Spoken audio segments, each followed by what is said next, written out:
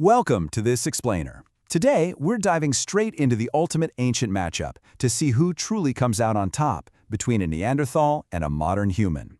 We're going to break down the science, the history, and the biology to finally answer a question that has fascinated us for generations. Picture this. You lock a modern human and a Neanderthal in a room.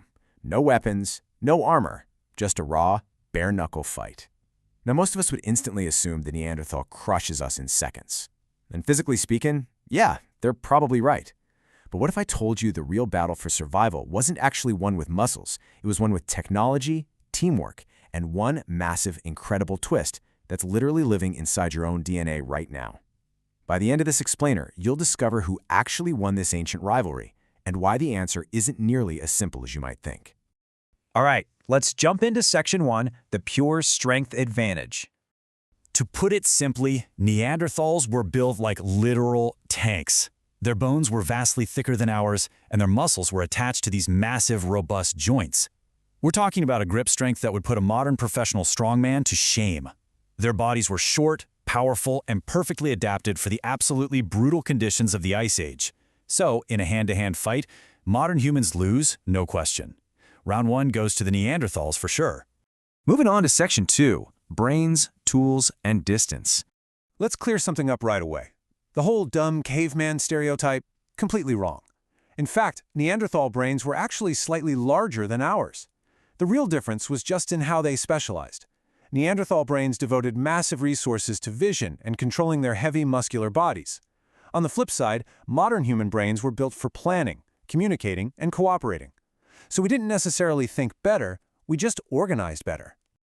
And seriously, do not sell Neanderthals short on brain power. These guys mastered fire, crafted sophisticated stone tools, and get this, they even used complex chemistry to create glue from birch bark. That's a process requiring intense temperature control. They also likely had the social complexity to bury their dead. They were highly intelligent survivors. But here's where modern humans completely changed the game. Think about it. Getting close enough to wrestle a mammoth is practically a death wish, right? So instead of relying on brute force, humans invented distance weapons. We figured out how to kill from a safe vantage point, eventually evolving from throwing spears to mastering the bow and arrow. In that one shift, it created a massive domino effect. By hunting from far away, early humans suffered far fewer injuries. Fewer injuries meant more people actually survived to old age, and having more elders around meant that crucial, life-saving knowledge got passed down to the next generation. This is the exact moment where we see human ingenuity and technology slowly starting to defeat brute force. Which brings us to Section 3, the power of teamwork. Neanderthals kinda kept to themselves, typically living in small, isolated family groups.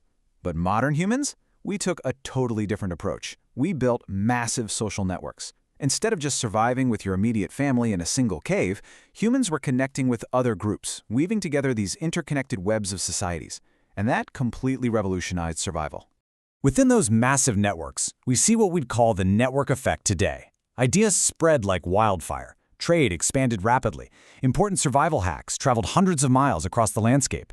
And maybe most importantly, if one human group struggled because of a bad winter or a lack of game, another group could actually step in and help. That kind of mutual aid made human populations incredibly resilient.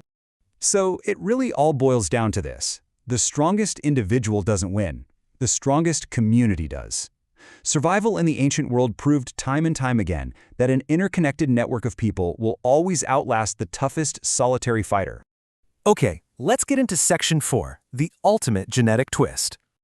For the longest time, the popular narrative was that humans just wiped out the Neanderthals in some brutal, species-wide war to the death.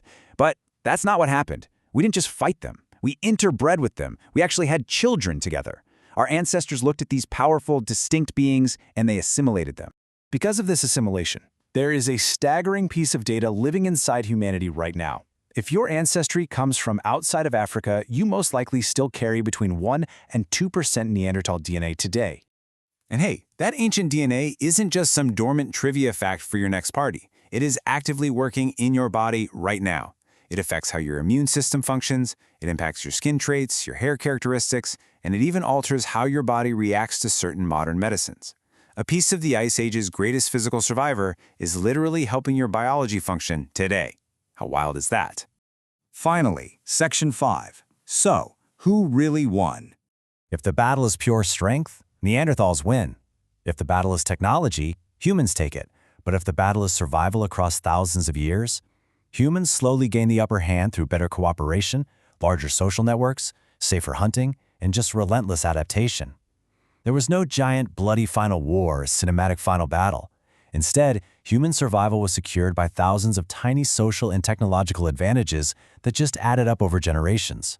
Because of this, Neanderthals faded out as their own distinct population.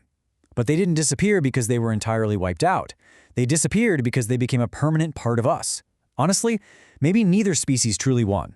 Or maybe both did.